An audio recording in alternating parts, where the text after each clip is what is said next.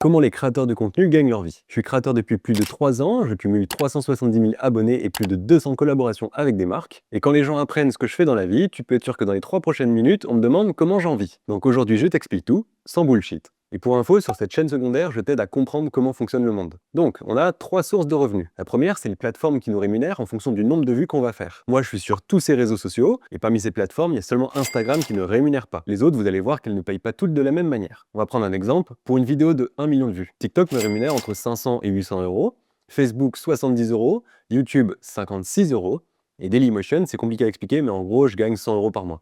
La deuxième source de revenus, c'est les collaborations, donc des marques qui payent les créateurs pour qu'ils créent du contenu pour elles. Clairement, c'est là qu'on gagne le plus. Et si ça vous intéresse de savoir comment ça fonctionne, dites-le moi, mais pour l'instant, on va se concentrer sur la rémunération. Soit tu crées du contenu pour la marque qui sera publié sur son compte, ça s'appelle de l'UGC. Soit tu publies du contenu sur ton propre compte, et ça, c'est de l'influence, et c'est forcément plus cher. Aujourd'hui, il y a de plus en plus de créateurs spécialisés en UGC qui facturent 200 à 300 euros par vidéo. En influence, tu t'en doutes, ça varie d'un créateur à un autre. Pour te donner un exemple, ma toute première collab, c'était 250 euros pour 4 vidéos, et ma plus grosse collab, c'était 13 500 euros pour 2 vidéos. Donc il y a un gros gap quand même. Mais après, je connais des créateurs à plus d'1 million d'abonnés qui facturent 20 000 euros par collab. Inoxtag et Squeezie, j'ai cru comprendre que c'était 100 000 euros pour un placement de produit. Et à côté, il y a Kylie Jenner, il semblerait que ce soit 1 million de dollars par post. Et enfin, la troisième source de revenus, c'est les droits d'auteur. Peu de gens le savent, mais les créateurs de contenu peuvent toucher des droits d'auteur via des organismes comme la SCAM ou la SACD. Personnellement, en 2025, ça va quand même rapporter 6 500 euros. C'est pas négligeable. Donc oui, certains créateurs gagnent très bien leur vie, mais c'est pas un revenu stable. Et comme tout business, il y a des côtés chiants. Les mails, le stress de l'insécurité financière, la course aux vues,